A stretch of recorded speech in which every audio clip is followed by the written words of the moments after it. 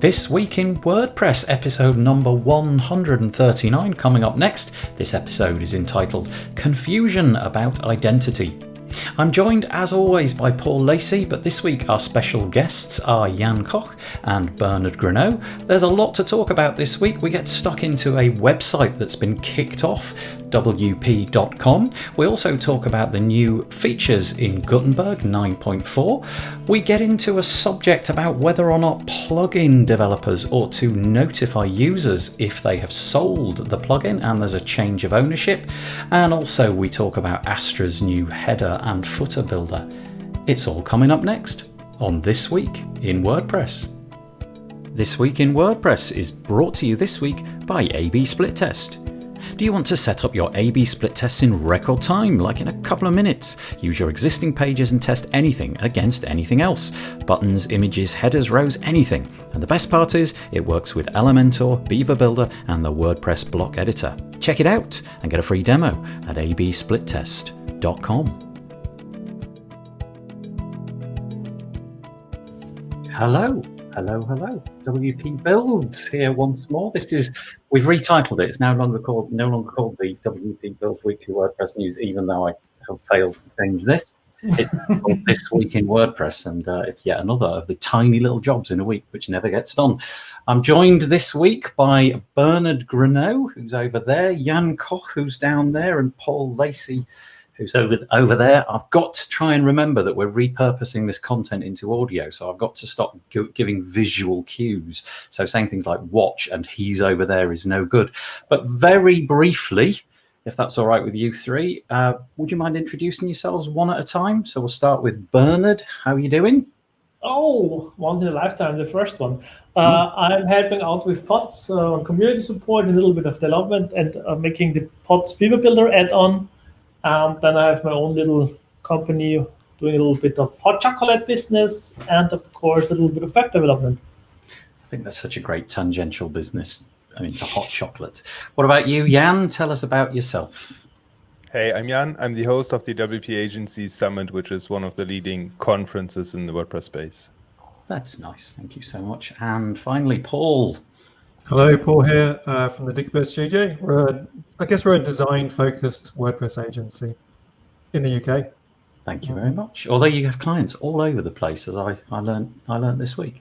That's right. You told me you had various calls with people all over the place. That's right. Yeah, very nice. Yeah. We have a website. It's wpbuilds.com. You can go over there and find a whole ton of WordPress-related content. We produce this episode. We kind of like throw out a news article, which looks like this. This is episode number 199. You can find that by going to let me just grab it. You go to the archives section on the WP Builds menu, and you click on This Week in WordPress video. You'll be able to find the video version of this. But we'll repurpose that as a podcast in audio form. And if you want to see the actual newsletter itself, you can click on This Week in WordPress newsletter, and you get taken over to this archive. And basically just click the one at the top, which in this case is number 139. On the wpbuilds.com website, we've got a big fat banner at the top, which is illustrating the fact that Black Friday is around the corner. You may not have noticed that Black Friday was around the corner. Your inbox is probably entirely clear and nothing promotional has arrived over the last week or so. But we're trying to help people out over at WP Builds. And so clicking around all over the place, we have this page, wpbuilds.com/black. I'd like to just reach out to these people and say thank you for helping us sponsor this page. We've got KeyPress Media, UI Manager. We've got WP Feedback Pro, WP Ultimo, A/B Split Test, and the events calendar, all very kind sponsors of that page. So thanks to them. But the reason that we're on here today is to talk about episode number 139. And what we're doing these days is we're going to dive a little bit deeper into 4, 5, 6, 7 pieces each week, rather than try to cover everything. And Paul and I are going to place ourselves on a phone call or something on a Friday and discuss the ones which we think kind of probably justify surfacing to the top. And so that's what we've done this week. So, Paul, shall I just hand it right over to you to sort of kick us off? Yep, sure. Oh, by the way, I have to say I really enjoyed the FOMO versus no FOMO episode that you and David Wamsley did, that you published last week. thank you. That one, I have no really- memory of it. I'm Yeah. sure it was dreadful, but thanks. No, anyway. honestly, really connected because much like some of the arguments you were presenting, I was like genuinely addicted to buying stuff, like Yeah. genuinely like a problem, like a gambler or an alcoholic type addiction. And it was just good to listen to it and think, yeah, I've made some progress. I Yeah. can control myself. That was good. Well, all I'm going to say then is head over to wpbuilds.com/black to undo all of that Yep. progress.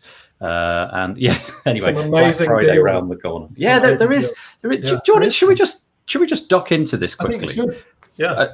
I don't mean this particular page. I just mean if anybody's got their sights on anything. So I've already bought a couple of things, but not in the WordPress space. Same here. I'm kind of addicted to Google hardware. So I've bought a Google TV dongle, which I've just plugged in about half an hour ago, and it's great. And also I've bought a Google Nest Wi-Fi, which you can actually see just there. That's the extender thing where you can dot them around all over the house, and it's like a mesh network. But I haven't yet aligned myself with WordPress stuff. What about you, Bernhard? You got your sights on anything? Not really currently, at least. I mean, most of the stuff I either own or, there are two plugins I tend to renew in the way like canceling and buying a new because I don't get it. Why they're offering deals for new customers and existing customers, pay the full price. I mean, Beaver Builder is great because they give you a renewal stuff, but almost all the others, you get great Black Friday. So if it's plugin, which I use only on one or two sites where it's not an issue to just change the license number, I'll go and buy it again. Sorry. Yeah, that's a really interesting thought. I actually discovered that this morning. I won't name the plugin, but I discovered that I could buy it more cheaply by cancelling the license that I bought this time last year. It was only $10, but it did make me think, but $10, right? Why not save $10 if it can be done that way? So yeah, plugins that's far more than that. Yeah, Paul, anything? This year I've not got a shopping list of WordPress related things at all. I mean, the things that I was quite excited about were Xbox games. So there was some really good deals for me on Xbox that will set me up for a whole year that I've bought. Some Assassin's Creed games and Far Cry and stuff like that. I'm really so I've started playing some of those. In terms of the WordPress things, I don't know if it's just a lot of us we've done it so many years in a row now with WordPress and SaaS tools that we're almost bought out. But there's a couple that look interesting. I'm hoping that Give WP do a deal. I know it's not on your page yet. I don't know if they've contacted. I haven't seen one come through from them, so maybe. Yeah, I've got a few clients who want it, and that's always one that I always get the client to go and buy it. And I've said, just hold out. They might have a deal, coming soon. But really, there's not too much that I've definitely not got a list that I'm trying to drill down and figure out, I've got a budget of this much, which one shall I get? Not at all. I think if anyone's into doing a lot of stuff with WooCommerce, I think that YIF would be a good deal because their prices went up like a year ago or so, and now the deal is 30% off. You'd have to check what the actual terms of that deal are, if it's 30% off just for 1 year or 30% just the initial purchase or something. But the world of WooCommerce isn't cheap anymore. So WooCommerce deals would be something that, if I was into that, I would be looking at probably quite closely. But not a lot of other things, to be honest. I wonder if the sort of excitement about it is sort of fading a little bit. Let's find out from Jan. Are you excited about anything? No, not really. I have one deal that I bought, which is Swift Performance Pro. They had some really nice discounts. I think the 5-site license was reduced from $100 to $30 or something for the first year. That was a good one. But other than that, I'm not looking at anything specifically. I also don't see the need to buy anything really. So they look like they're 70% off this year. Yeah, around, Jan. yeah, they have this tiered structure, and I was able to get on the highest tier. Yeah. Okay. Well, interesting stuff. There we go. So a few comments just dropping in. We'll just deal with those.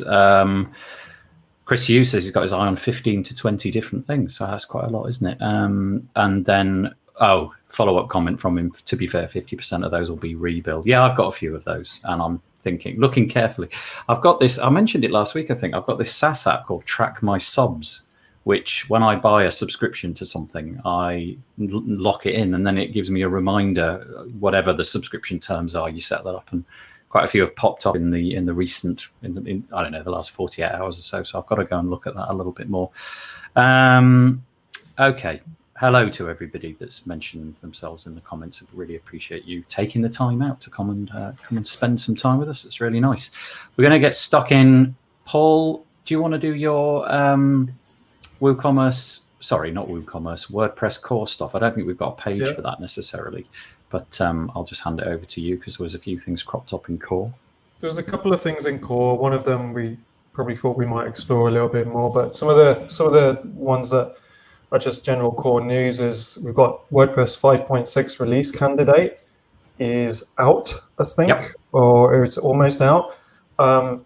We'd probably, I know you and I talked about this, Nathan. We were like, what's in 5.6? And we couldn't actually find anywhere. Yeah, there wasn't a lot to say, was there?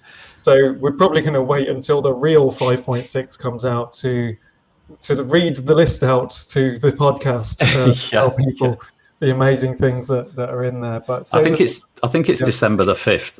6th. I could be wrong about that, but I think that's the date. Got it. Okay, so that's when it's the real version's coming out. Yeah. Yeah. All right. I think so. There is an interesting one that will affect some people for sure, which is WordPress is to combine its long neglected theme previewer with starter content. So if you've ever bought a theme off something like Theme Forest or one of those sort of places, you probably buy it and then you install it and it looks nothing like you saw it in the theme shop until you import the content, and then it looks kind of a bit like the one that you saw on the shelf. The WordPress repo, from what I understand, has never really had that facility. You install a theme and you've just got a sample page and hello world, and that's kind of it.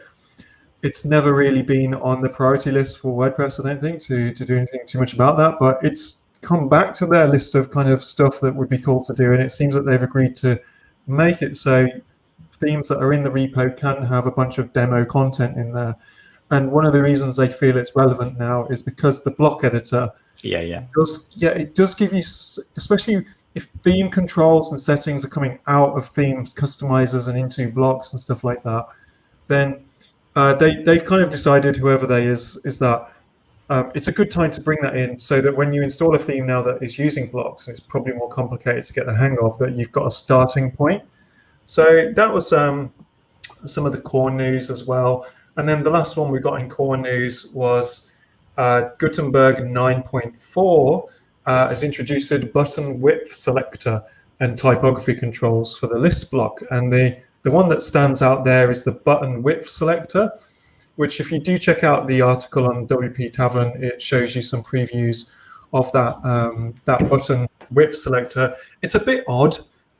Nathan and I talked about this on Friday. We looked at it, and you kind of imagine in any other UI that we've ever used, you tend to define the width of the button by something that you type in or a slider. So you might say 200 pixels or auto width or 50% or something like that. This button interface has choices of, 25, what does that even say, 60? 25, 50, 75 and 100. I'm showing something on the screen. So you've got 4 options for setting the width of the button, which begs the question, why is that not just a slider? Because it would be too easy. There would be too much flexibility if it was just a slider. Well, we're gonna sort of. I mean, it would segue perfectly if we were going to do it in this order, but we're going to look later on at a plugin, a block plugin that has updated its UI and UX considerably over the last couple of weeks, and it does things slightly differently, and I feel it's slightly better. I mean, obviously this isn't yet in core, but it does look they're kind of a bit arbitrary, aren't they? 25, 50, 75 and 100. It's I mean, it's better than previously, because in the past you had to use CSS. I think I on WP Builds, I just think I had a CSS class called something clever like button full width or something, which made it 100%. But it's awkward to have to do that, and I just don't see why this isn't a slide. I'm just looking at a Git commit for the button margins, and there are a few things that are confusing me. One, it is based on those 25% multiples, so there's no like 66% to 33%. And then also the width doesn't include the margins. So they say in the Git commit that two 50% buttons will not fit on the same line. Because of the Yay. What could possibly go wrong? Well, I guess it's a work in progress, but it is illustrative of things changing. Clearly, they're going to put some settings in. But we'll come back to this, and we'll compare what we see on the screen here now with something later. But just for those people who are listening, basically you've got 4 buttons to pick the widths now, and that's all you've got, and an option to open things in a new tab, which has been there for the longest time. Also, thank you, Jan. He's corrected myself. It's not the 6th of December, it's the 8th of December. Yeah, there we go. And well, let's move on. Bernhard, you made a comment about Facebook comments not working. I can't do that at the minute, I'm afraid. If Facebook isn't working for you guys, head over to wpbuilds.com/live. Correct, you just don't get nice and beautiful images. Just okay. Image. Yeah, I don't know why that is, but anyway, if the comments are working for you, no, wpbuilds.com/live should sort you out. Okay, let's do this. Paul, should we just clatter through your 3 or 4 first, and then come to mine? I've got this one as the first one. This is the politically toxic story that we're going to gloss over very quickly because we don't want to get in trouble or annoy anybody. Are we even going to cover this, Paul? What did we decide? Yeah, well, it's still it's a story about the story, I think, is a safe way to do it. I think, so there is a website called Conservative Treehouse, and if you, I don't know if that website is live at the moment because it got kicked off WordPress.com. And I think to know what is on Conservative Treehouse, you're probably just best to go and check out the website if and when it is back live. I assume it's currently live, and go and take a look for yourself and see the type of content that it produces. It's back up. There it is. Yeah. So I mean, it's a fantastic design. I mean, look at that. That is just brilliant. More controversy. More controversy. So this, I think the reason that this is actually a story on WordPress Tavern is because this happened, and then I think in the circles of the kind of, I don't know how to describe it, like the friends or the similar kind of channels to Conservative Treehouse, I think that they blew it up on social media, that it's that thing about that particular narrative that you'll often hear, that the big tech is censoring the right, for instance. So I think that's why this story has arrived here, because I don't think WordPress Tavern would have picked it up otherwise, but it seems to have kind of blown up elsewhere. And essentially what's happened is Automatic have said to them that some of their content on many occasions has gone past their Automatic Ads terms of service, and also something about their content also, let me just check what it says there. As well as our prohibition, I don't know if I've said that right, against calls to violence outlined in the WordPress.com user guide. Prohibition, yeah. So the thing is, WordPress.com, is a company, and this is just a website, and everyone has every right to just say, I don't want you on my platform. I think that this is just blown up because it's a very, very hot topic at the moment about censorship or fake news or this sort of stuff. And I think if you go to the article, look at the website that's been turned off, make your own mind up about this, go and have a look at the comments, because the comments are very interesting. And what you'll notice in the comments is it's people saying, you didn't quite understand exactly what I said there. What I said was, check my what I meant with this. And I think the problem with this is that Automatic's statement is short. It's like we can see 2 paragraphs of this statement. It just says, you did some things wrong and you're off. And actually, we're not going to turn you off immediately. Plus, you're welcome to use the other version of WordPress because everyone can use that. Yeah. And then, so I looked into some definitions around deplatforming to try and understand this better, what this actually means. So, and when I typed into the definition of deplatforming, because a lot of people on Twitter were complaining about this, saying this is deplatforming a website and how dare they do that and all that sort of stuff. I checked some deplatforming, doesn't technically seem to apply to this situation because deplatforming is stopping someone having a voice. And they clearly said, we're not stopping you having a voice, we just don't want to host you, but you can go and have your voice with exactly the same domain. We can't stop you having the same domain. You can go and do it, and but I think it's a story because it's kind of politics and big tech, and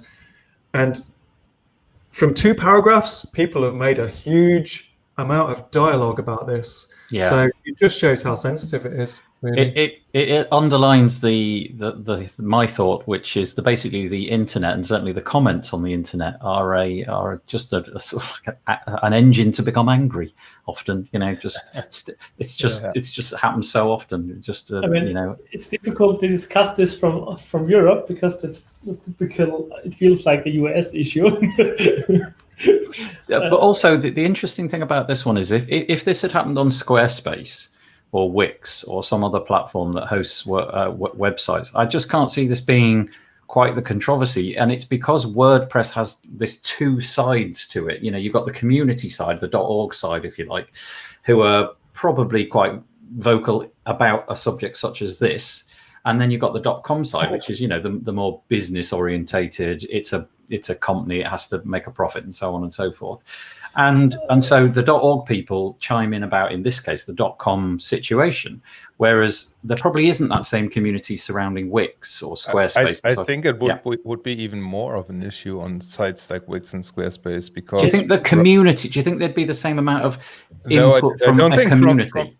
From a community perspective, not. But I think the issue with Wix or Squarespace would be how to move the site over to a different host. Because right now it's very easy for them to just switch hosting and keep their voice, whereas they would have to probably rebuild everything if they used a static page builder or something like this. We kind of came, Paul and I, on Friday when we chatted, I think we both came to the conclusion that basically .com is a private entity, if you like, and it's up to them, isn't it? If they have their terms and conditions and they can honestly point to a terms and condition that has been broken, then they are within their rights to do this. But it also speaks to a kind of I don't know, the whole freedom of speech debate and the people on both sides of the debate trying to clamp down and shut one another down. And so it's difficult. In an ideal world we wouldn't have problems like this, but here we are. And WordPress probably .com can't be seen to allow things like this, I'm guessing, because they're fearful of the commercial blowback. Because these days, all it takes is one notorious person to pick up on a story like this, tweet it, and all of a sudden you've got a PR nightmare on your hands. A news channel picks it up and off we go, and then the bottom line gets affected. So they're having to tread a very careful line, and it's difficult, very difficult. We'll have to see how this goes over time. Anybody want to finish that one off?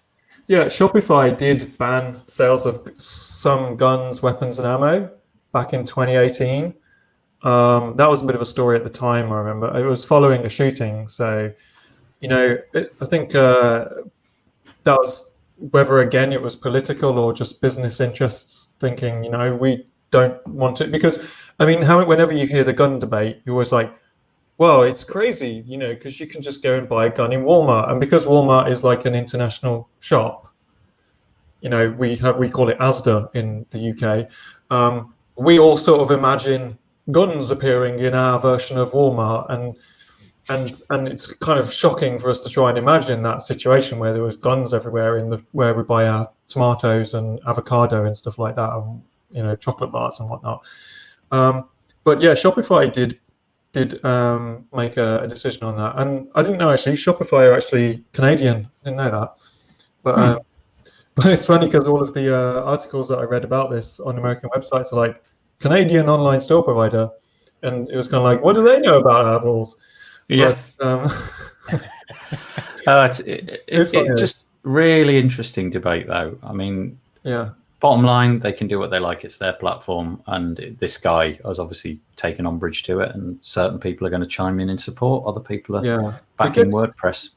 It gets pretty aggressive quite quickly on these kind of situations. Even in the comments, you know, there is the article itself mentions the name of the person that owns the website, and apparently the name of the person who owns the website is not a publicly known thing, but it probably is on Twitter. You know, like when, you know, a celebrity does something naughty and there's like a ban on the media, but everyone knows who it is, sort of thing. So the article itself mentions the name of this person, and then it's in the comments, you know, it's like, well, the article itself is fake news and doxing someone. Doxing, for people who don't know, I think is where you name someone and that person can possibly get some bad blowback as a result of being publicly named, for instance, you know. But yeah, so it seems that it's just one of those subjects that cannot be articulated in a conversation with the words that humans are able to use anymore. Who would have thought that there was politically sensitive material inside of the WordPress ecosystem? I know there really is. But is WordPress big tech? Does WordPress.com count as big tech? Do we count it as big tech like Facebook and Twitter? I don't know. I don't in my head. No, I wouldn't see it that way either, because you can go away and build the site yourself on any hosting. So it's not like kind of locked in like a Twitter or a Facebook, because you can go off Facebook if you want to, I don't know, use the service. Good. So it's different. But on the other hand, it's an IT business, and they tend to throw all that stuff into one big basket to give you like the impression, yes, the media is big tech is hurting us all and hiding the truths and stuff like that. I don't know really what to make out of all those fake news discussions and stuff like that. People tend to shy away from real facts and talking about, I don't know, their view of the world. I mean, we all have different views of the things happening.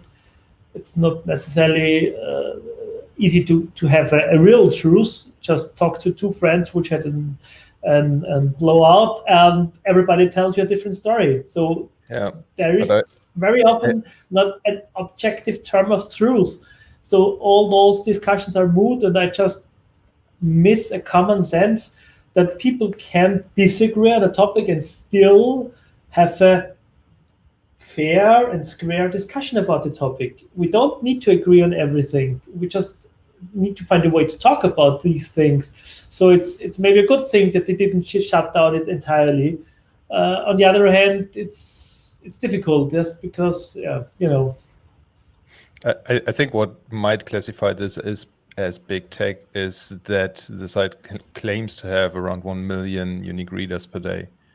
So if you summarize that is a big audience that they have. I mean, I don't know how true those numbers are that they state in the Tavern article, but I agree with Bernhard. I have nothing to add. When I'm the universal dictator, you know, when that happens, I will force everybody to get along. That's my plan. How long is your hair by then? Is your hair until the chin line? Yeah, exactly. Everybody just needs to have long. Oh, sorry, Paul. Moving. That was cruel. I apologise. That was not nice of me. Right. So this is the next one. This. Were you taking this one, Paul? Is this one of your stories? This stackable? Yeah, sure. I think you know, if there was a theme to like this week's show, it would be about confusion, about identity. I think, you know, in terms of products, in WordPress especially, not knowing what direction it's supposed to be going in, if they're supposed to get involved in political things or not. And then in terms of the product thing, right? So let me do the news item first, because I'm already segueing into, you know, a side thing. But so the article, sorry, to get back on track, is that Stackable, which is one of the companies, one of the brands that does a set of really good Gutenberg block editor blocks have done a update to their user interface and user experience with their blocks. And you can find the article on the wpstackable.com website in their blog. The title is of the piece is Better User Interface and User Experience, and it's in their updates category. They're quite proud of what they've done here, and I'm not sure exactly.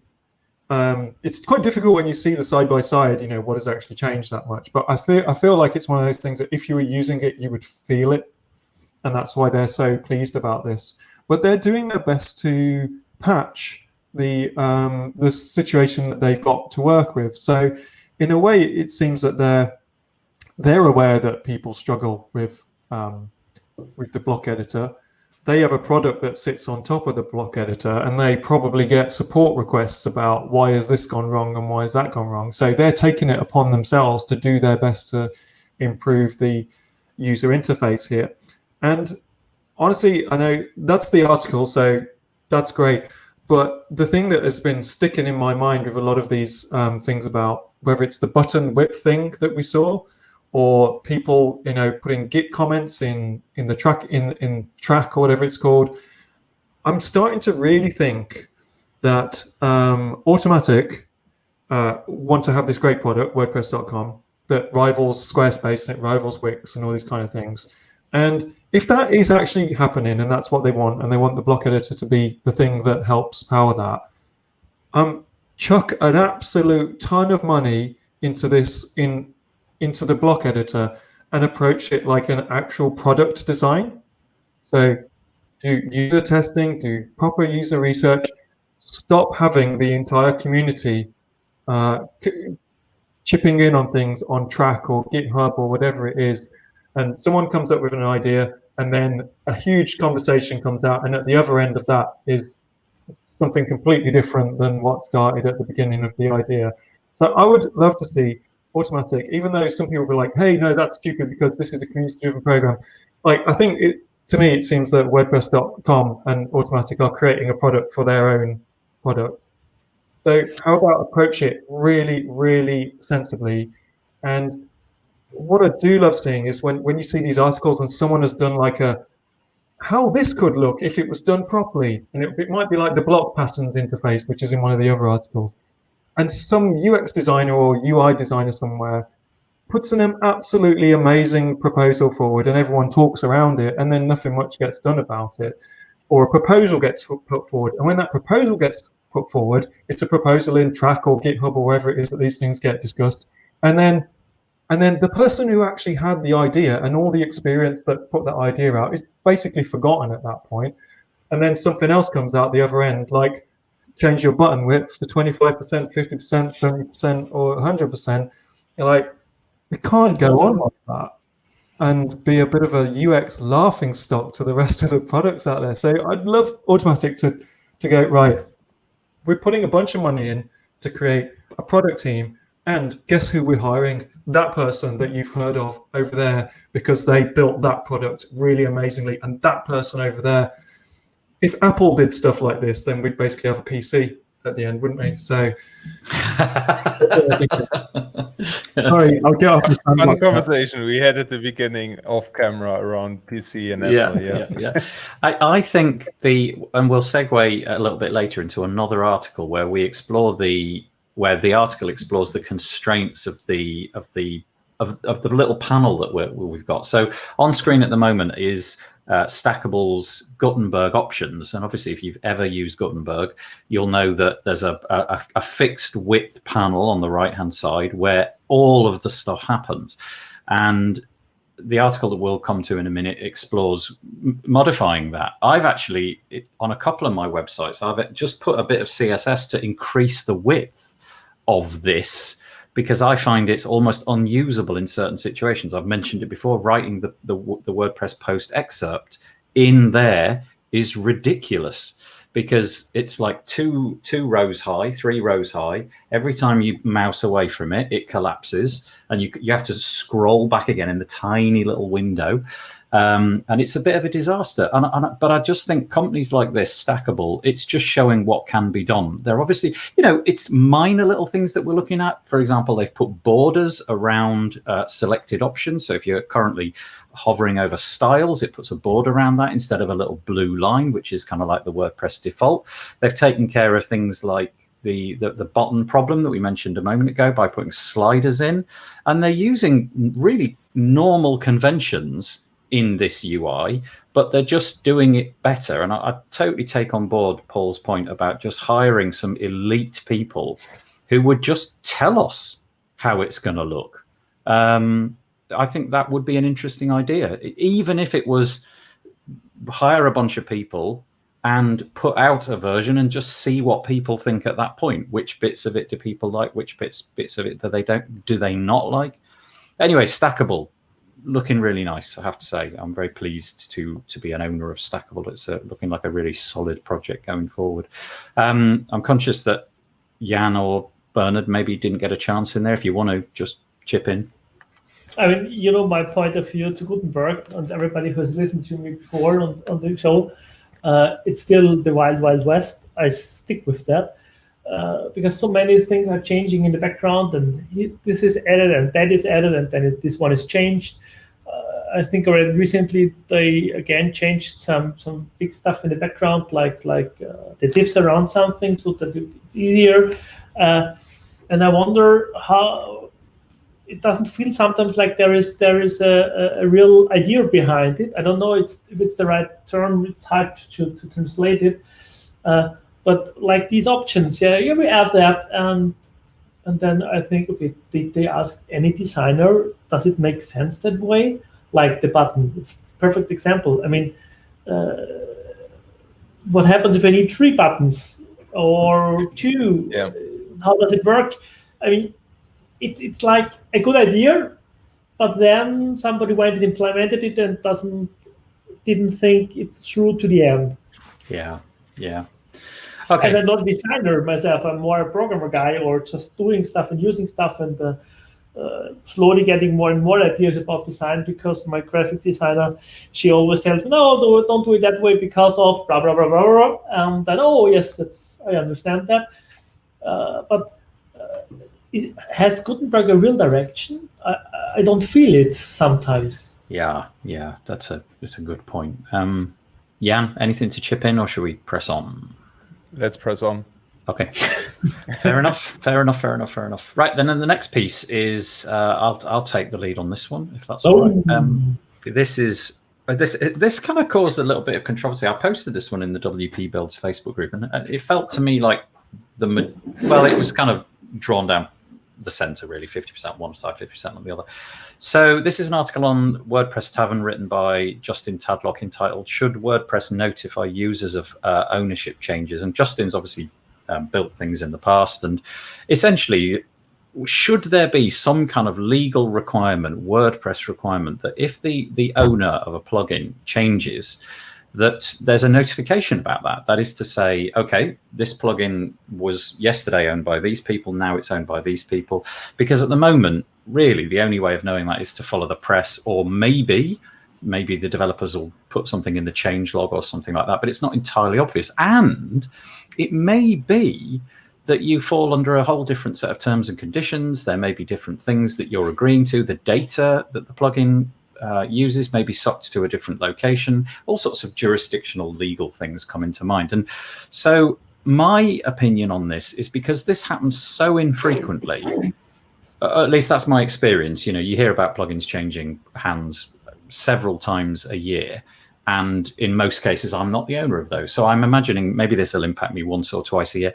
I think it's okay to put it in the plugin UI. That is to say, if you go to the plugins area of your WordPress dashboard, a little pop-up, not a pop-up, a little message, almost like where it says this plugin needs updating, it goes there and just gives you a heads up. Easy to dismiss, not really getting in the way. So I was happy with that, but unsurprisingly, there were people sitting on the other side of the fence who were sort of like, no, we just get enough of this nonsense. Could we just either not have it, or could we perhaps have a dedicated area for it? Could it be tucked away in a different place? But I'm okay with this. I think this should happen, especially in the light of GDPR and especially in the light of the things that might be changing and the data that might be going into different places. So it's open to you. One of you interrupt.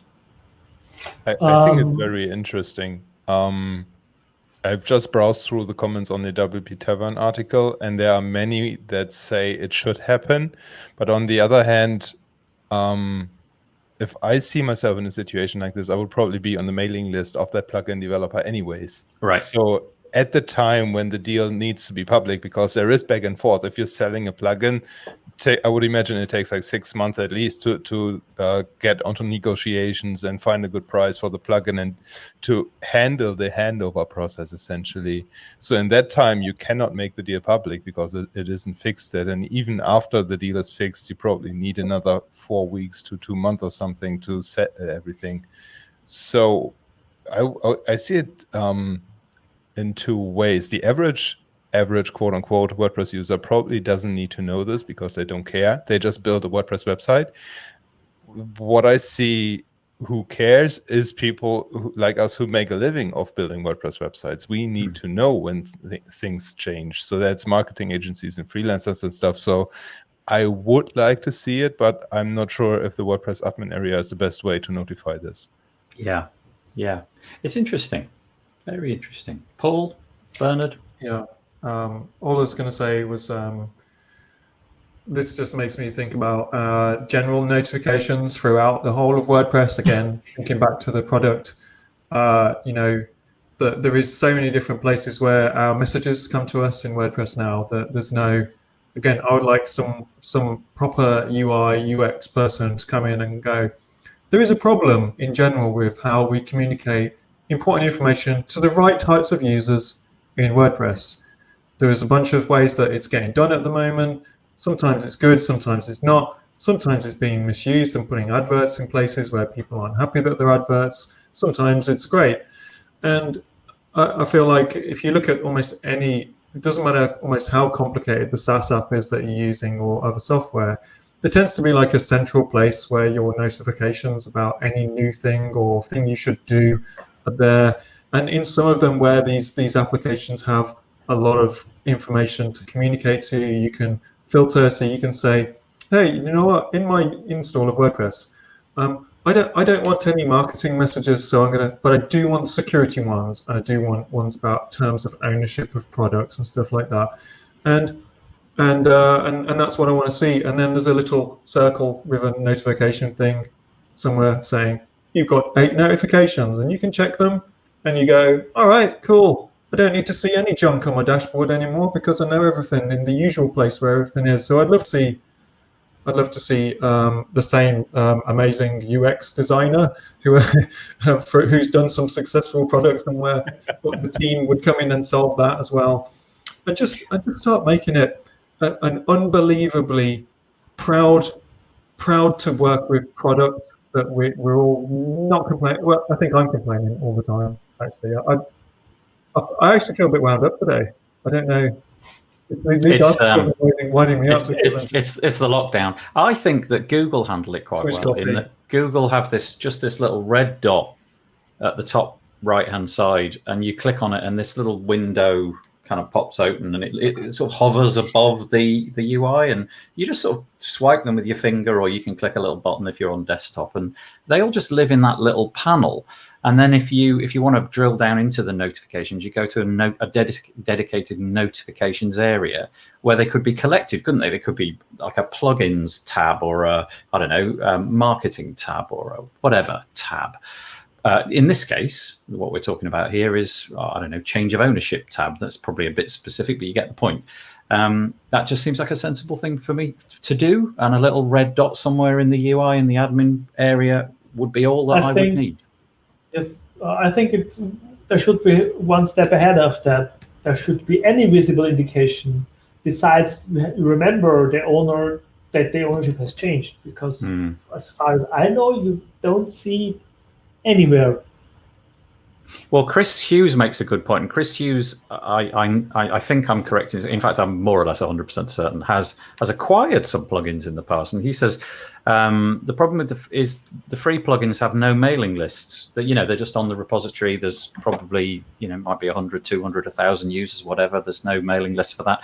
And another problem is those people who update via services like MainWP, ManageWP, who just simply don't get any of those notifications. That's a good point as well. Yeah, makes it hard to actually reach these people. So yeah, we've probably been a little bit clumsy with our way of thinking about it thus far. Simple solution to that, though. So if you have a unified place of notifications, then you probably would imagine that would come with a unified API for notifications. So whether you're using ManageWP or MainWP or GoPMU Dev, it doesn't really matter. Each of those pieces of software knows that it taps into the notification API, and that its own dashboard can present the important information again to the user who's managing 50 or 100 websites from a dashboard. So it's possible, and I think that's why I think this product now, I'm calling WordPress a product, because it used to be a piece of software, and I think it's more like a product now, with Automatic as well, moving its direction in that kind of way. It needs someone who's thinking about that and not putting it out to the committee all of the time. And I know that view of mine is not universal at all, because people would say, well, this is open source, this everyone can contribute and stuff like that. Yeah, I get that too. I don't know. I just don't know if we're just setting this thing on fire by the community can still get massively involved, but maybe there should be a lot of consulting with the community, an agreement on goals, and then the designer goes and does the thing and presents it back with a prototype, and people comment from there. I don't know. Chris Hughes has added a further comment that like this notification area that we were talking about a moment ago, but he's added an extra layer on top of that, saying with strict non-commercial terms.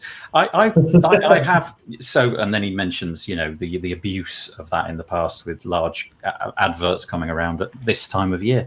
Believe it or not, I've got that could fit nicely into a notifications area, couldn't it? In that you could have a commercial section, and although that would probably very infrequently get visited, you could have a deals section or an ad section or whatever, just commercial stuff going in there. Whether that would be abused, or you could switch, you could switch any form of indication that something new had dropped into there completely off if you didn't want to go in there. But some people want to be alerted to these kind of deals as they go on. So yeah, interesting. Okay, I think the consensus is we can't agree on this one. 50% of people in the comments wanted it, 50% didn't. And yeah. Okay, I'm going to move on. The next one, I'm actually very quickly going to put the stackable deal back up, because I just want you to just appreciate that for a moment. And then we're going to go to this one and look at this fellow. So this is again on, this is on WP Tavern again. This is, let me just turn the comment off, which is covering up Jan's face. Sorry about that, Jan. This is a proposal to create an expanded view or overlay for the blocks in patterns inserter. Now, honestly, I think what I'm staring at the screen here could be used for so many things, not just the patterns inserter. But what I'm looking at on the screen is a screenshot. It's like an animated GIF of somebody trying to use patterns to insert something into their page or post. And block patterns are kind of collections of blocks. So they might have three buttons in a row or 3 images in a row, testimonials, that kind of thing. And it's very difficult to show that in the UI. And this post illustrates that, well, maybe we should have a little expand button which just takes over the whole screen. And further down we have, look at this, last week we had Dovey on the show, and they've illustrated on this episode, they've illustrated here that the Redux plugin handles it in this way. It's quite a nice UI. I think this is a jolly good idea. I think we should have an expanded view in all sorts of ways, not just for block patterns, but just the entire thing. I think it would be nice if it kind of like a desktop can collapse to mobile, I think that little sidebar should expand and fill up different things. And you can expand it, make it tablet size if you like, turn your screen on its side and see what happens. Anyway, so I just think this is something which needs to happen. The implementation in this article is not the most attractive. It's obviously just a suggestion at the moment, but I like it. It's a very well intelligently written article, in my opinion. Nice. That mentions some very prominent WordPress people. Well, it starts off well, doesn't it? And then towards the end, it really starts to sort of like scrape the barrel, because look at this. This has made Paul's day. I'm going to quote this because it really is. It's fabulous when somebody gets a mention. The very last paragraph of this article. Another common feature that many types of systems share in a way to save patterns as favorites. This makes them easy to locate in the future.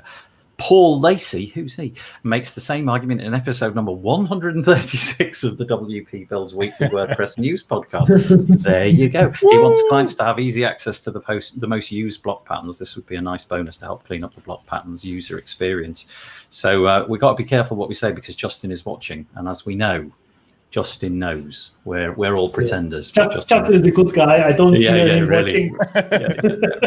really good guy. And anyway, just the more substantive point is: do you like this idea? I mean, obviously, nobody's going to make it look like that particular article. It's not even center aligned, and it's got a fairly nasty, thick border around the edge. But the principle of it, I just don't see why not. Yeah. I like reminds me of what Redux. Elementor is doing. Let's go with Jan first. You go for it. I'm sorry. It reminds me of what Elementor is doing with their preview for all the templates and pre-built layouts and stuff like that. Yep. Paul? So get Elementor, and let's make Elementor put all their templates in a small, tiny area on the side and see what their customers say.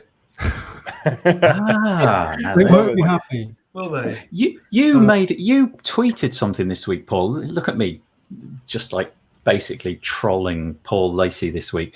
You tweeted about having this sidebar, the Gutenberg sidebar, being mobile first as an option. So instead of seeing what we can see here, which is the desktop options, those little icons should always be mobile. I don't know if that fits into this. In other words, if you go to the expanded view, would you see both? Or well, look at the first one. Oh, I know.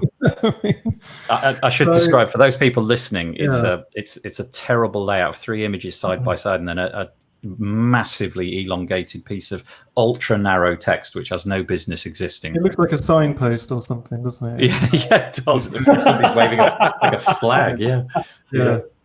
But I think I never think that this will happen. It was just a case of knowing that mobile is the predominant way most people view websites now, especially in parts of Asia. It's even more so than anywhere else. I think in the US it's just over 50% at the moment on average and stuff. So if we're creating a piece of software that wants to stand out from everyone else and has got a bunch of things wrong with it at the moment, but wants to be the flag bearer of how things should be done in the future, it was just an idea that came to my mind that if we are struggling for space and we are trying to empower people with a new powerful graphic editor that they've not come across before, they will default to thinking about desktop design, and there will be a whole new world of terrible websites again. Just like the first time, page builders came out. So it kind of struck me that if people were looking at things as structure to pull into their pages, that would be better for the long term than people going, oh, I like that layout, pulling it in, and then it just doesn't work for them on their whole design, for instance.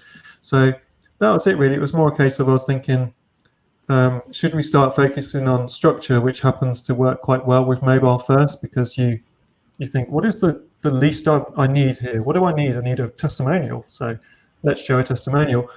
Or because if you're using making a mobile site, you probably only have 1 testimonial instead of 6. So if you're designing a website and the testimonial block has got 6 testimonials, you'll pull that in, and then on mobile you'll have 6 testimonials when you probably only wanted 1. And so I just felt like I wasn't the only one as well. There's a link, Nathan, that I put in the private chat to one of the most famous WordPress designers ever, Brian Gardner. Is this Brian Gardner? Let me just put this up because it is quite funny. It's a tweet. Is it this one? The tweet of. Yeah. So for the listeners, I'll read this out and describe it. So Brian Gardner, who was is the founder of Genesis and Studio Press.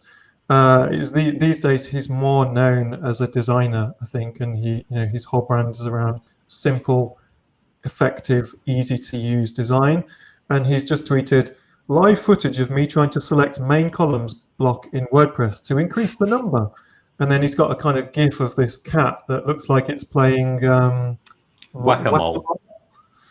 So this cat clearly can't find what it's trying to do. And I think if you've got someone like Brian Gardner who is struggling to use what is supposed to be a simple user interface and just create some columns, then there's probably a problem there, because you think that he would be able to figure it out, but he's struggling like a lot of us. Sorry, WordPress. I apologize. Yeah, it's okay. It's okay. I mean, does acceptance testing, or how you ever call it, happening with Gutenberg? Does anyone? I mean, sometimes. Like all those minor issues from a UX perspective, because there are solutions for those issues, and just look at how Page Builder did it. And it doesn't matter if you look at Elementor or Beaver Builder, where you can drag around your editor or flex it, or like Breezy with their inline controls, or add-ons for Beaver Builder, but they add similar stuff. But I mean, come on, somebody must have tested this. Can I just? I'm just going to draw attention to something that it is Justin, isn't it? Yes, Justin says in this piece, and it kind of never really struck me until I read this. And he's written, and I quote: "WordPress has a long habit of sticking too much into a tiny panel. Many theme authors never felt like a customizer panel offered enough space, for example. The same seems to be the case with the block editor's inserter panel. It's good enough for allowing end users to pick and choose blocks. However, patterns are much larger than the smaller block icons. When users start scrolling through dozens of patterns at the same time, in the coming months and years, it will become a usability nightmare." And we really are. We are totally constrained by the width of this tiny little box, and there's absolutely no flexibility whatsoever. And my example of trying to type the WordPress excerpt into that tiny box is just one of myriad ways. This totally needs to be addressed, I think. And I'm nominating Paul Lacey to address it. Fix it. I can just complain about it. Oh, okay. It's me starting to do every Monday. Just get on my soapbox and start moaning about. I do feel bad, because I totally appreciate all the work that the people are putting in, but if you're in a war, let's say. America got invaded or something like that. I know they've got a lot of guns, so there's a lot of talent that can shoot people and stuff like that. But if they all just running around like crazy, they won't be able to stop the invaders as individuals. And I feel like there needs to be some leadership put back into this project now. And I know it's like supposed to be the benign dictator or whatever it is. The benevolent dictator. Benevolent. Yeah, whichever it was. Yeah, benevolent dictator.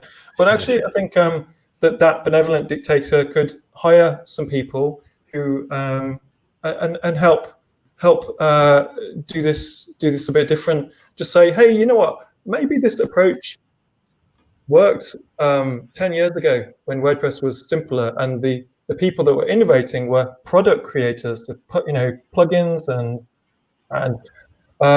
those people needed to make sure that their product was perfect for the users, because they simply wouldn't get paid if no one bought their products.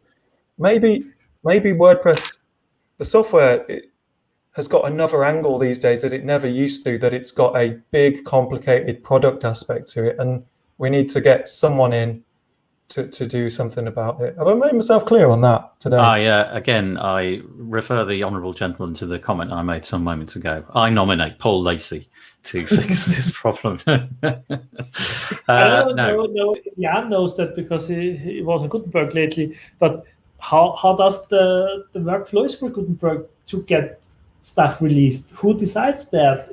I don't feel like there is really I mean, if you have a WordPress release, then there is a release lead, and there are some people assigned to different kind of stuff, and there's organization behind it, and there's a decision which bugs get triaged and what stuff get postponed. But with Gutenberg, I don't get the feeling. I mean, I don't pay close attention because I'm still waiting to be at a certain level for Gutenberg to really use it. Sorry, but it's the truth. But I don't know. Does any one of you have an idea? No, not a very clear idea, but I am going to try and get a clearer idea now that you said that. I honestly don't know. I don't know how that works. Yep. Maybe if Justin Tadlock is listening, he'll conveniently write it out. Yeah. No, I'm obviously not saying that. I am going to move on, and I'm going to Paul. I know we discussed this one from Astra. Do you think we should throw that one in or not? Yeah, I think it's worth it. Yeah, I think it's time. Okay. I'm not sure what I make of this because this is an article. It's over on the Astra blog. It's called "Introducing the Simplest Header Footer Builder with Astra." Okay, and basically, I'm gonna just scroll up until we see some animated GIFs, and those people who are watching will get the idea. But I just don't know what to make of this because I'm in WordPress and I'm a big page builder user, and those page builder interfaces are so sublimely cool. You know, they just do what you tell them to do, and they look what comes out the front looks like what you've got at the back. But when I first came to WordPress, builders were not that sophisticated. It was people were trying to make them that sophisticated. And so you had things like Visual Composer, and there was a product by iThemes called Builder, I believe it was, where you would sort of like construct little blocks, but you wouldn't see any of the content. But you'd say, okay, the logos, I'm going to create a row of 3 little sections, and then the logo is always going to go in the right section, and I'm going to put some text or a menu in the left-hand section, and so on. But you never got to see what it would look like until you'd saved it and then gone over to your website again. And it kind of felt to me like that era had passed, and that all developments in the future would be more along the lines of literally what you see is what you get. And then this came out this week, which is Astra, the most popular theme that's not a core theme on the WordPress.org repo, well over 1 million installs. And they've come up with this UI which does exactly what I've just said. You drag in little blocks. You know that that's the menu, but you don't see the menu. You know that that's going to be the logo, but you don't see the logo. And then you've got what looks like a customizer to alter the options. You know, you can change different settings, change the height, and so on and so forth. And I just don't know what to make of it. I don't know whether this feels like the future or kind of walking back into the past a little bit. What do you think? So first, why do we have that? Because there is another theme called Cadence, which is like the new feature of the month, pulling through the WordPress ecosystem because certain people push it for certain reasons, which I won't discuss in detail because I just have third-party information around that. But they have that feature. So if you have a competition coming up, it's sometimes a good idea to pick ideas and add them yourself. Do you mean that Cadence, because I haven't used Cadence, do you mean to say that Cadence has this feature as we're seeing it on the screen with blocks or is it more of a WYSIWYG? Yeah. Yes. Okay. Yep. I have this on the merch store that I recently built, and I just wanted to chime in before Bernhard took the stage. That it's exactly the same. It's exactly the same. I mean, it obviously the branding is a little bit different, but the functionality is exactly just as what we're seeing on the screen right now. So there's a different issue altogether, right? We're sort of talking about, seeing what other people are doing and then taking that idea and running with it for your own theme. Interesting comment in here. Where's it gone? It's just disappeared. Oh, sometimes when you look at the comments in StreamYard, they pop and they you're hovering over it. Matt Davis saying it's not his preferred option. I really dislike that as a menu builder, but I get why inexperienced people would love it. Yeah. And that's a good point, right? Isn't it? That you don't need to see the logo. You just need to know that's where the logo is going, and that's probably less clutter. To build headers in page builders is tricky. True. Because lots of moving parts. Right. lots of moving parts. You have all those transparency or not transparent headers and stuff like how is the menu on mobile? How does that stuff add on mobile? Because many page builders just have percentage width of columns, not pixel width or max and min width. So you need either a little bit of custom CSS or really know what you're doing. So for a simple quick and dirty site, I think that's great to have features like that. You see, from my point of view, themes begin to struggle because they need to add benefits. Because if you have a page builder, why using theme? Now we see all those page builder themes like Astra and a little bit of Cadence and GeneratePress and Ocean and Page Builder Framework and whatever you call. They add the option to add rows, to add stuff between content, before content, after content. So it's like very easy for non-experienced people to just add content at almost any place in WordPress where you earlier needed to know what about hooks, about filters, about stuff like that. So it's a logical step to just add some of that to header and footer too, to make it easier. So I think it's a good thing, and for a quick and dirty site, it's easy. I find it a good move because I don't need to see the end result. I think you've made the right call there, though. The simplicity of it is really novel, and I obviously have missed the trick there, not knowing that Cadence did this, and then obviously seeing Astra doing that. I just kind of assumed that Astra had kind of innovated here, but it looks like Cadence have kind of got there first. But there are missing many comments that said, sorry to interrupt, that many themes on Theme Forest had that pre-Cadence already. Right, and that's what for like that have come out recently, because it feels to me like this is a 8-9 year old UI, not a kind of, but obviously they don't have a page builder. It just felt strange because I'm using a page builder all the time that everything just looks how it looks. Anyway, fascinating. But you're right, Bernhard. I think you've called it the simplicity of the use of it. And it does look dead simple, doesn't it? And some of the layouts that they put together lower down, they look really nice. I'm showing on the screen some little menu items, headers and so on. Looks great. Nothing wrong with that. And then obviously it says coming very soon. There's a video for the drag and drop footer builder. I'm presuming it's exactly the same setup, only for footers. Paul, do you want anything, or shall we move it on? Yeah, the users on the Astra blog seem very happy about it. Obviously, those comments might be moderated in that way, but I don't know. But I think I've had my mind changed on this a little bit today. Probably like me too. Yeah. That like at first I did think this feels like, number one, something that I would have really benefited from a few years ago if, say, GeneratePress had this kind of builder. Then I was also thinking, will we still get some messed up headers, like from too many elements, and then on mobile it will not work? But it will definitely be better than when, like what Bernhard said about when I've seen people try and build headers in page builders, which really is really tricky, I think, in any page builder. Apart from maybe Oxygen, I think they have it pretty well sorted in their system, but it is copying like what stuff that's been done before. But that doesn't mean that they've copied it. They've just seen that is in a world where you can build your header with the settings in the customizer, which we're being told is a thing of the past, and then you've got an option to build your header with a page builder, which is hard, and then you've got things like generate blocks, which from GeneratePress, that allows you to build a header with the Gutenberg block editor, which is forward-thinking, but the block editor is the block editor, and we know how I feel about that. And then this is a kind of on-rails design system, so you can't go as badly wrong as you could with hardly.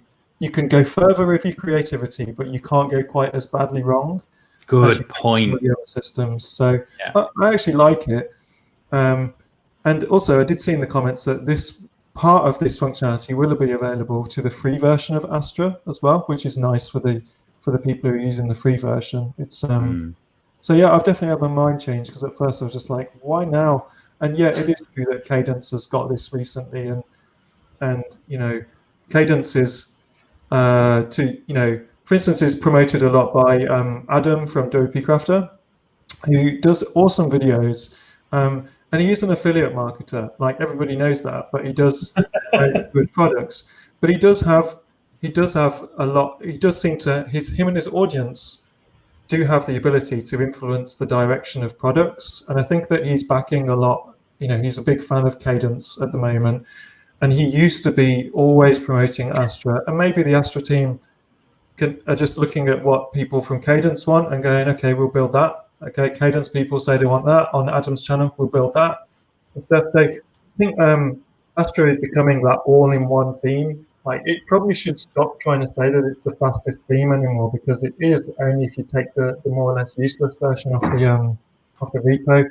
But it's still a very good theme, and they're very interested in performance and those sort of things. So I mean, you a good product. They know how to build a good can product. really do something wrong with all those major themes, I guess. Yeah. I started to look at everything because it's in the end with Beaver Builder and Themer, it's just, you know, Adam does great stuff for the beginner users, but like you said, he pledged for Astra, and maybe people don't know, but he's co-founder of the Card Flows, and Card Flows, as far as I know, is built together with the Astra team. So it's a little bit complex situation, and it never hurts to know a little bit about the background. I think he does a great job, and he really serves an audience, and for that I'm very thankful, because I think we need people like that. But in the end, we all know people have to make money too. So while he does many of his stuff out of the good of his heart, in the end there is always a little bit of business interest in it, and that's with any influencer or any people, because in the end everybody has to make a living. Yeah, thank you. He's definitely got a great ability to influence the product because his audience, he sets up the questions really well for his audience. The audience respond and they speak with their wallets. And that's why, you know, Cadence and Astra seem to have roadmaps that match what people want now. But does that mean that Cadence will become irrelevant when it all shifts again and Cadence like, oh, we've got so much baggage, we can't now move to what everyone wants now? And sometimes I feel like that's where Astra is at the moment. It's like we did what everyone wanted for two years ago, and now we can't undo all that. And look, Cadence is doing all the stuff. But you can usually you can switch between these products. It's bad news for the product owner, but you know, but it wasn't bad news when they were making tons and tons of sales at the time. So yeah. I'm going to have to move it on if that's all right. I hope that's okay, because we're running out of time, but that's certainly an interesting discussion. There's quite a few comments that cropped up in there. Just one thing, Max was saying, where do we get the URLs for this? And I put the URL up. If you go to news.wpbuilds.com and just click on the latest one, in this case it's number 139, then you'll find all of the pieces, and you know, just find the bit about in this case the Astra one. It'll be under plugins, themes and blocks. Right. Okay. So very clever chap called Alan Turing, quite a few years ago, came up with this sort of artificial intelligence test. This is nothing to do with WordPress, I might stress.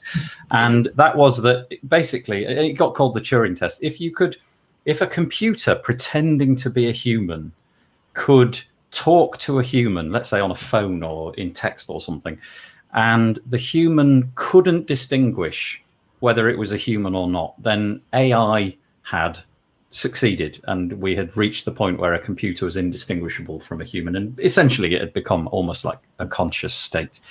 One of the refutations of this argument is always that, well, I'm sorry, but computers cannot do art. They don't have the ability to create art. Well, ladies and gentlemen, let me bring you computer-generated AI art, right? I looked at this, and I am no artist, right? But when I go into sort of galleries and things, this is what I see. This is the stuff that I see. And honestly, it is indistinguishable to my eyes from that of an artist. Like, if we just, like, let's just pick one off the page and go for this. Let's just put one up. show it, and it's something which I think might be reminiscent of a windmill or something like that. Honestly, would you be able to truthfully say a human did that or a computer did that? Obviously, if you were looking at it in real life and you had the 3 dimensions of the paint and all that, yeah, fine. What do you reckon? It's terrifying. It is art in itself, though, isn't it? Because what do they say? The WordPress. What's the WordPress? The WordPress slogan is "Code is poetry." That's right. So poetry is art. So through connection, this, I guess, is art created by coders and AI. So that's meta art, essentially. It's art created by art. Yeah, but I mean, it's totally indistinguishable to my eye. I mean, look at that. Sorry, again, if you're listening to this, I apologize. It's called artaigallery.com. And basically, if you just go to artaigallery.com, you'll see it. It just totally and utterly indistinguishable to my eye from what an artist would produce. And I'm sorry if you're an artist and you find this offensive, but it's just fabulous. And honestly, I imagine most people's experience with art, it isn't that they want to spend a long time in a gallery. I imagine this is just for people who want to put something on the wall that's a bit of a talking point from now, or fill in a bit of a gap. And it does that admirably. With art, it's always the discussion. I feel it's like, are we talking about the image that is created, or are we talking about the craftsmanship that's needed to make that image by hand? Because I don't know. Kind of art. But you can imagine the algorithm for this will just get better based upon what sells. It's like, okay, a ton of those sold. Let's make art more like that, until eventually we get the most bland, uninteresting AI art, which is just exactly what everybody wants. I think the computer's gone a bit wrong here. Oh no, it's a hurricane. Okay, fine. It has gone wrong in some of them, though, hasn't it? Which is quite funny. Yeah, but you can tell. It's modern AI. That's perfectly fine. You know how AI can write novels and screenplays and stuff now, apparently? Yeah. Well, maybe we can have like the AI art critic that goes on the website and is trying to describe what it's seeing and pointing out what's in this picture, and see if it, and then compare that to an actual art critic and see which one makes the most sense to the average user. Isn't there also an AI that Google demonstrated recently that booked appointments for you by looking into your calendar? Yes. And they were calling people they would call in your salon, your beauty salon, or whatever, and do an appointment with you, and those people wouldn't recognize that. Yeah, that was they scary. had to. I think it was Californian law had to be amended such that it had to announce itself as an AI, because they did it live on stage at Google I/O. I think it was in 2019, and sure enough, it called up a restaurant and made a reservation, and it inserted all sorts of human mannerisms completely deliberately, but it's sort of like and stuff yeah, like that. I see. Hold on a minute. Just nonsense stuff that we all do. It wasn't perfect. They had to deliberately put the imperfections in. Yeah, pretty insane.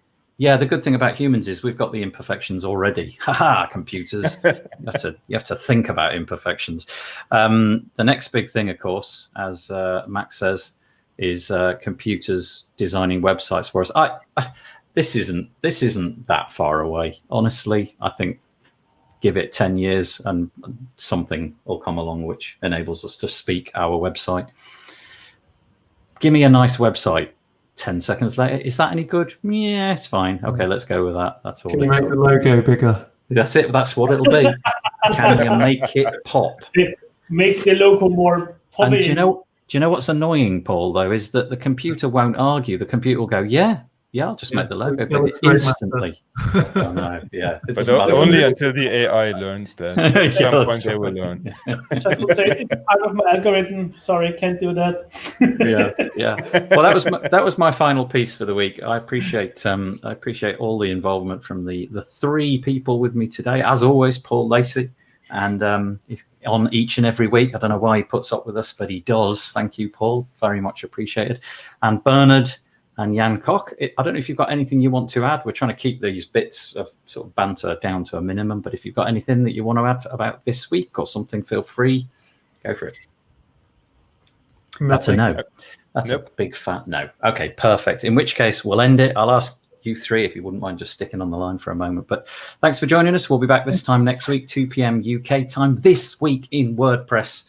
Trying to hammer home that name so that it gets remembered. Cheers. Take it easy. Bye. Bye.